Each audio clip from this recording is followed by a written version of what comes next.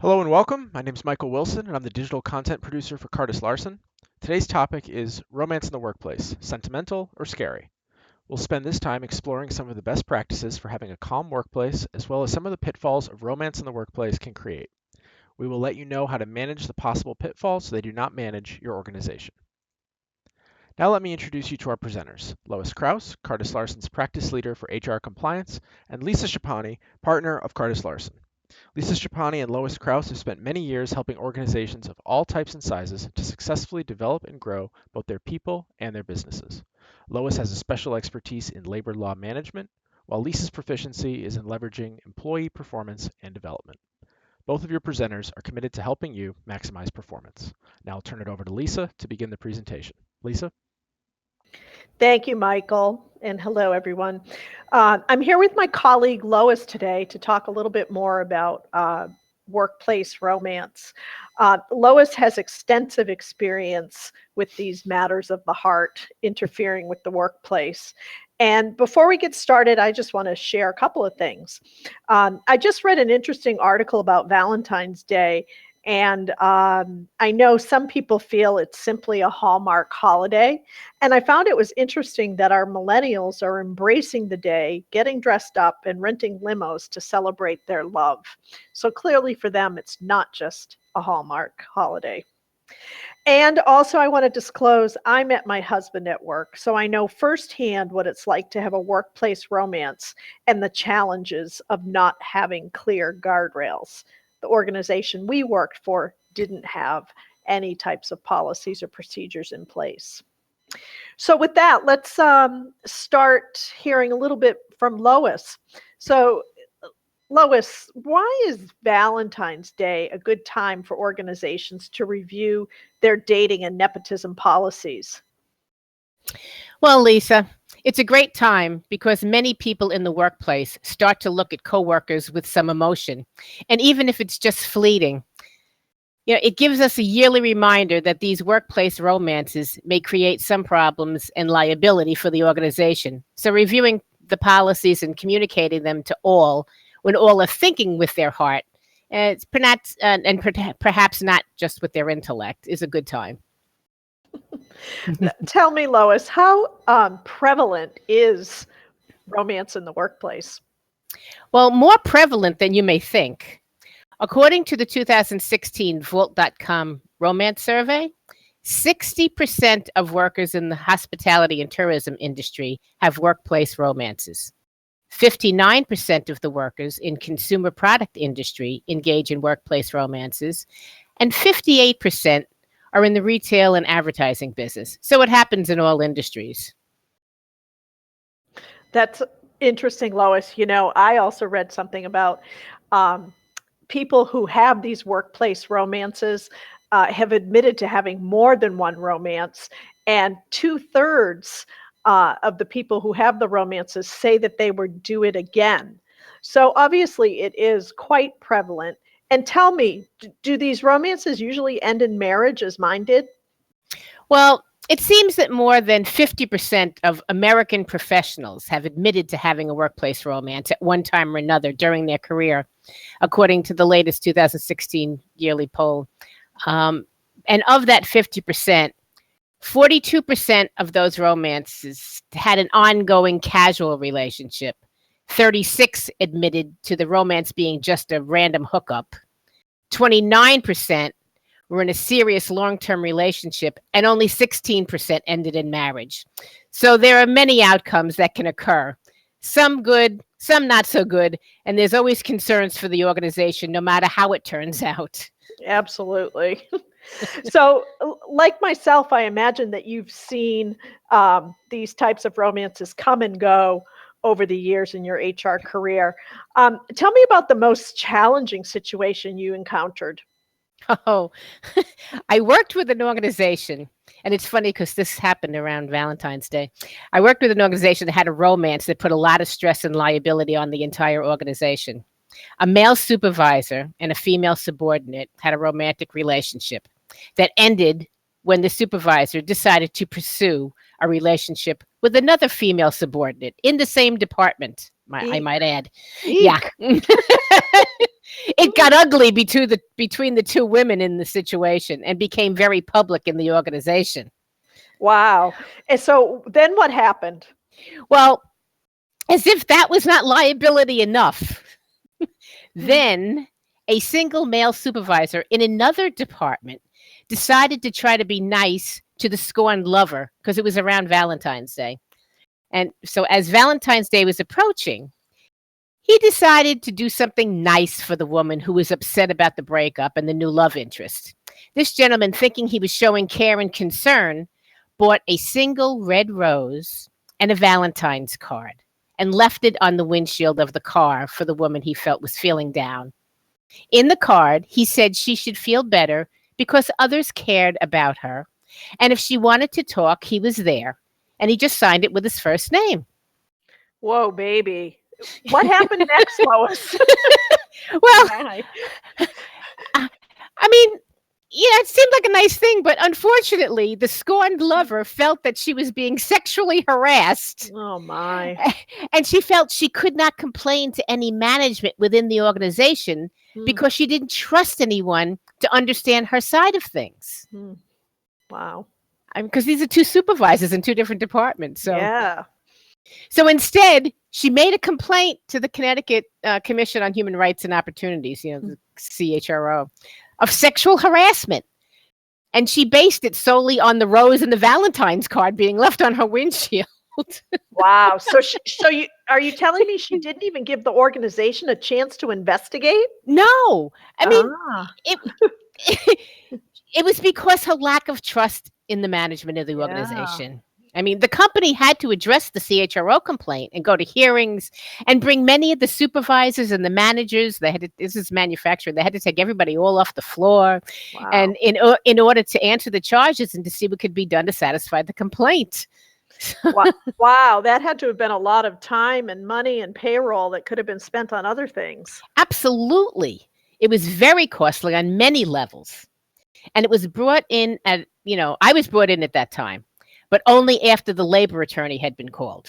I could have helped more had I been brought in earlier, but the outcome was that the organization, with the advice of myself and the labor attorney, had to make a business decision to make the whole mess go away with a small settlement. I mean, the company did nothing wrong and was not informed about the perceived problem, but felt that the small settlement was much more cost-effective than fighting the complaint and having the whole organization in flux just to fight the complaint, and including having everybody off the floor all the time, to go running back and forth.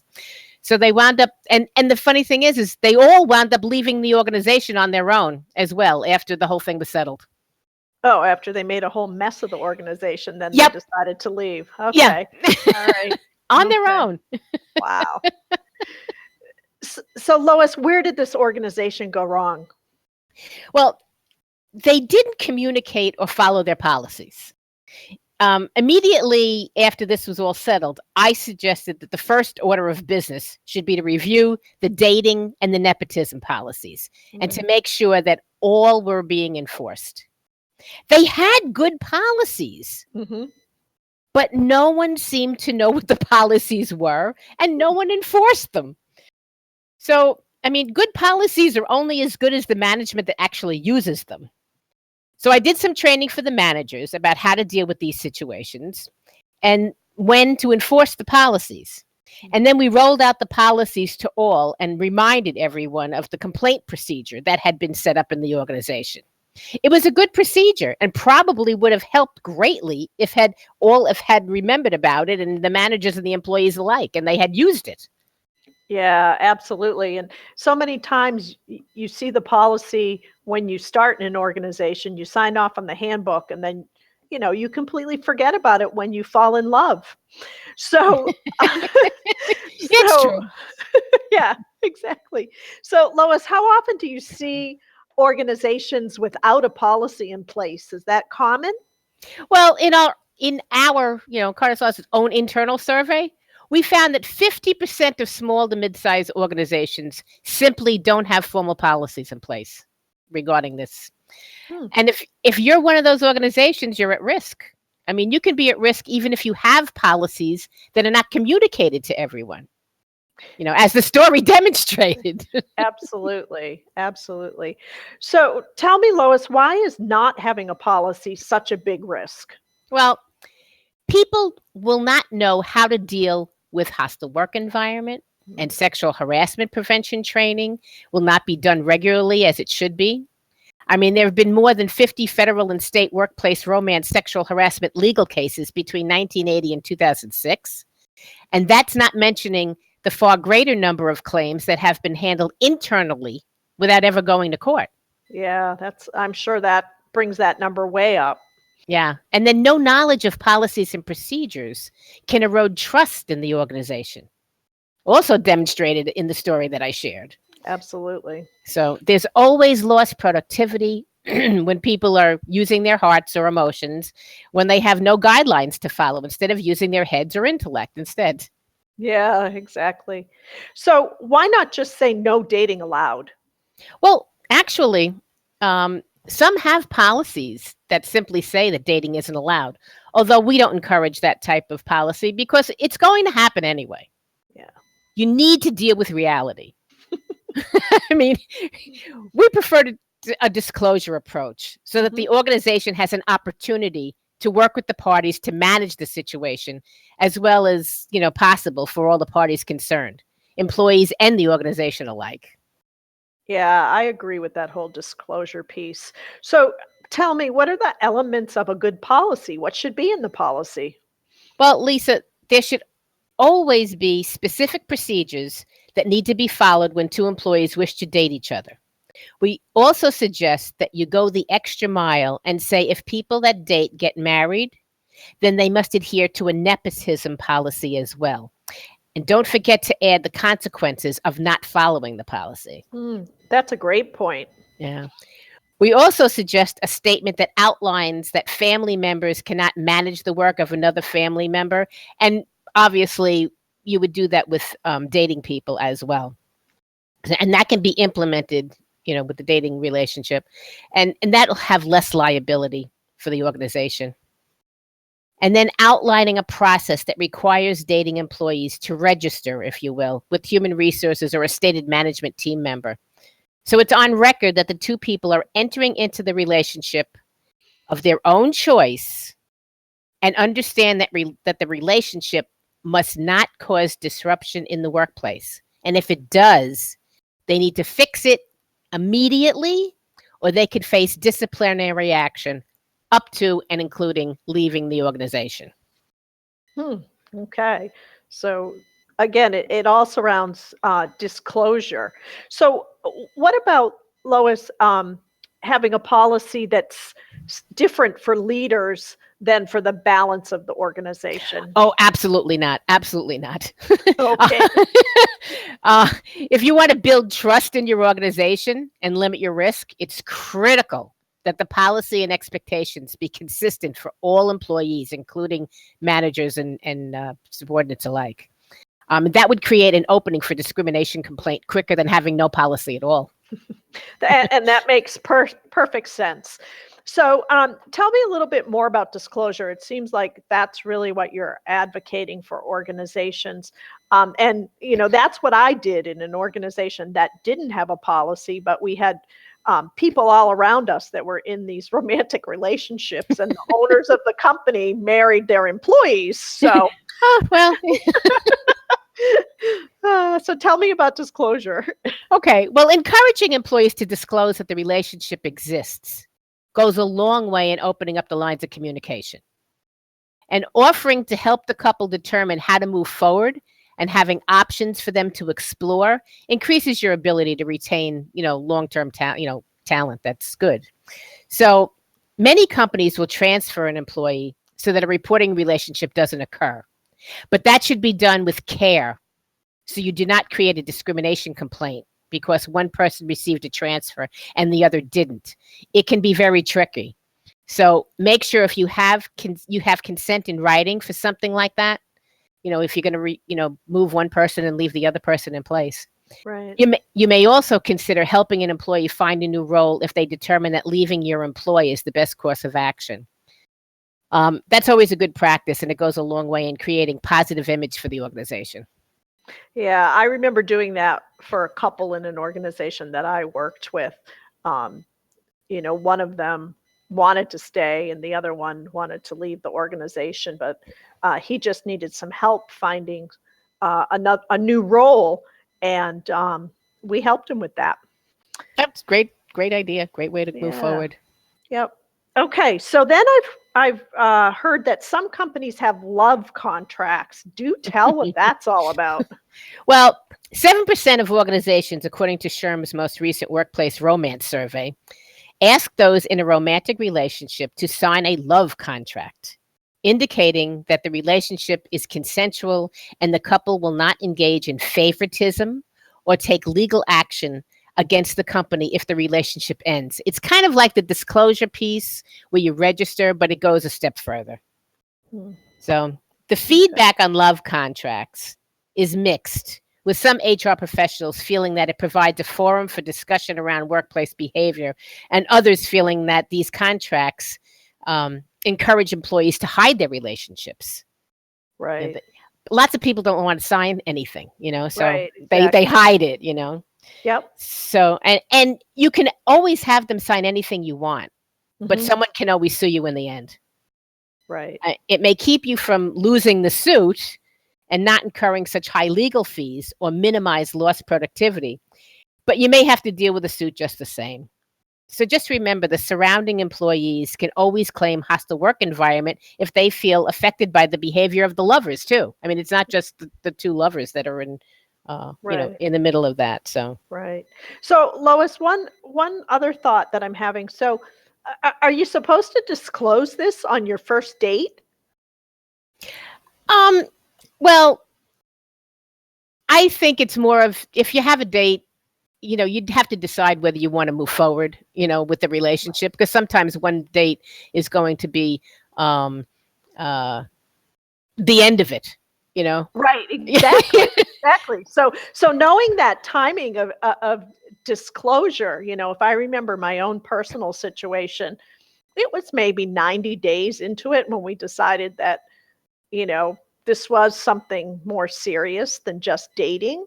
But it seems like, disclosing when you've only gone on a few dates, it doesn't seem to make sense if you decide that you're not going to move forward with it. I agree, but it's one of those things where if you keep things out of the workplace and people don't recognize it, then you shouldn't really have to worry about it too much.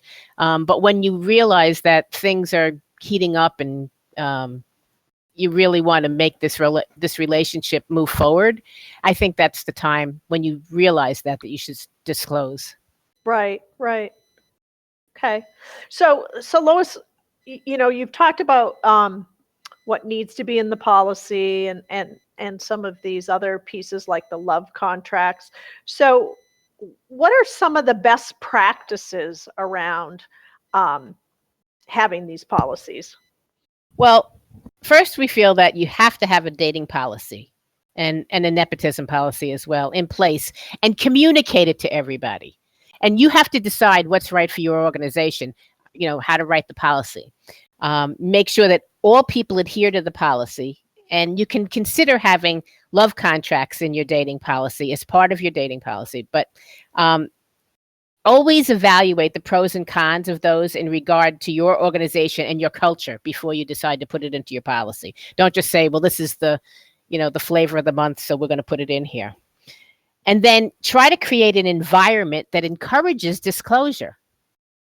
As we saw in the story that I shared, there was a lack of trust. So that's not really creating a culture of disclosure. So, right. And then ensure all managers and supervisors, no matter what level, are given sexual harassment prevention training for supervisors. And then make sure the whole organization knows that their personal life will not be allowed to jeopardize the productivity or legal liability of the organization. I mean, it's like one of those things where no tolerance, we don't accept that here. It's kind of like the smoking policy, and or bullying policy. Mm-hmm. And then remind employees annually of your policies and complaint procedures. And around Valentine's Day is a good time because that's when people are thinking with their heart and not their head. And that makes perfect sense. That makes absolutely perfect sense. Okay.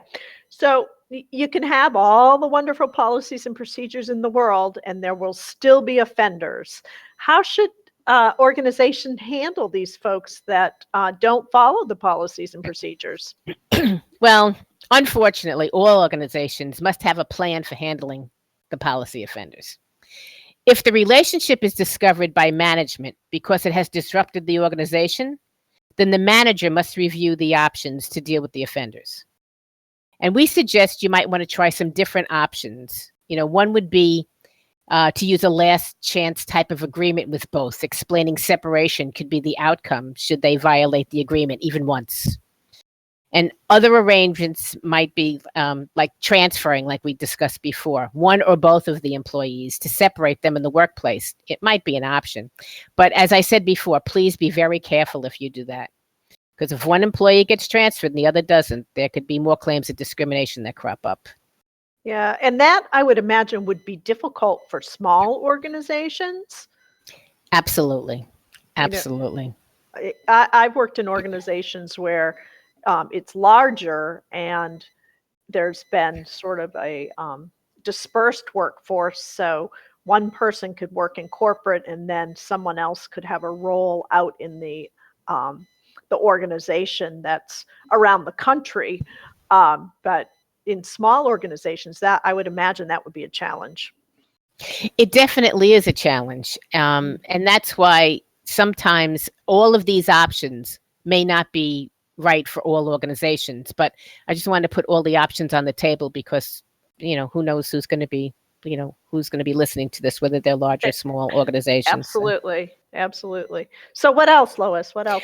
Well, if you should also make sure that each party has some sort of discipline if they've already disrupted the organization. Mm-hmm. But also make sure that if you do give disciplinary notices, make sure that you do that privately. Because you cannot discipline one employee in front of another. Mm-hmm. So you can't you can bring two of them in and talk to them. Right. And say that you're disrupting everything. But if you want to put a formal disciplinary notice in, you can't do that unless you do them individually. Mm-hmm. So, and if you discipline one as opposed to the other, I'm imagining that there's going to be discussion about that. Absolutely. So I would imagine you have to be very careful with that as well. Yes. And that's why I said if you discipline one, you have to discipline both. Yeah, absolutely. Okay, great. And it may be a different type of discipline. Like I said, you might want to do a disciplinary notice for one and transfer it to somebody else. Right. But you have to do some type of disciplinary action with both of them if they've already disrupted the workplace. Okay. And another possible remedy for people that are forward thinking might be to send both of them to counseling to teach them how to deal with the situation at work. But remember to make sure that both offenders are treated similarly. Right. Okay. Yep. So if a supervisor is involved in the situation, they may have to be removed as the supervisor, as they not only broke employee policies, but they should be held to a higher standard and must act in a way to protect the organization all the time. Mm-hmm. And this would have shown that they did not do that. Right, exactly. So again, ensure that the other employee has some sort of reprimand as well. It should be equitable, but not necessarily the same. Mm-hmm. And another thing that you might want to think about is suspension. And that's another avenue you might want to try before you get to the last resort of discharge, which at times may be your only option based on a set of circumstances. Right. So would you consider that maybe you're doing a suspension while you're trying to assess the situation with the rest of the work team, or a suspension as what I'm thinking, like a cooling off period for the lovers to get their act together. You could do it for either way. It's a suspension could be part of a plan for moving forward on how you're going to deal with this and looking at all your options, or it could be just kind of like an adult timeout. And it's tricky when both parties are valuable employees too. Absolutely. It's very tricky. That's why I said, and lots of times if it's, two good employees, you don't want to lose them, Right. and but then you also have to think about the rest of the organization and what everybody else is thinking. Yeah. That's watching all of this, and they're also watching to see how they're being treated. Right. So it's difficult. Okay. So anything else before we move on? I'm just checking our time. Yeah, well, we'll never just dismiss the couple in the heat of emotion. Okay, that will only create more problems than you already have. You have to look at all sides and see what could have been done to prevent it for future reference, and also help for you to plan your design and make sure that management in the organization knows the situation and did nothing wrong, and did nothing. That should also be taken into consideration when you're crafting your plan. So there's many minefields to navigate. So do it with your intellect, not your emotion, because that's how we got here in the first place. Absolutely. Absolutely. So speaking of doing it with your intellect instead of your emotion, what advice do you have for leaders to keep their cool when these situations occur? Well, there's always a lot to think about. So this could be a well thought out plan, and a developed plan. And then you have to, once you get it developed, you have to adhere to it. And always make sure that the remedies are explained in your policies. You should have all of the remedies listed and explained what those policies mean. And all management team members who are aligned with the parties must be brought in together to help develop the plan, hopefully with the help of a good HR professional, and then craft the plan that follows the organization's policies and procedures. Never make a decision or craft a plan in the heat of emotion. Use your calm intellect, the head, not the heart, to craft your plan. Be methodical about it and go through all your facts and policies and procedures, and try to have any precedents available to see how a similar situation was handled in the past, to either gain insight into the correct plan, or to make sure that you give the same consideration to someone if you've done it before, or you may learn that what was done before was incorrect, so you want to change it. But be very careful and have a good business reason to treat this couple differently from past couples if you've done it differently in the past. That's an excellent point, is to really think about what you've done before and if it needs to change. So that's a great point. So, and if your plan calls for it, you should just bring the two adults into a meeting and give them the choice of resigning or being discharged. If the situation has gone to the point of no return, they may be given, a last chance agreement, if you will, telling them to keep the personal relationship out of the organization, or they'll be discharged for repeated willful misconduct the first time they slip. And sometimes they all of a sudden stop acting like children and start becoming adults again and realize how their actions cause problems for everyone. And they turn the situation around when they realize that their livelihood may be on the line. Yeah. So hopefully these are extreme cases, because everyone out there is going to go out and put policies in place. And, certainly there's a lot to consider. And I would imagine that oftentimes these policies are in the handbook, and, as I said before, read on day one and forgotten over time.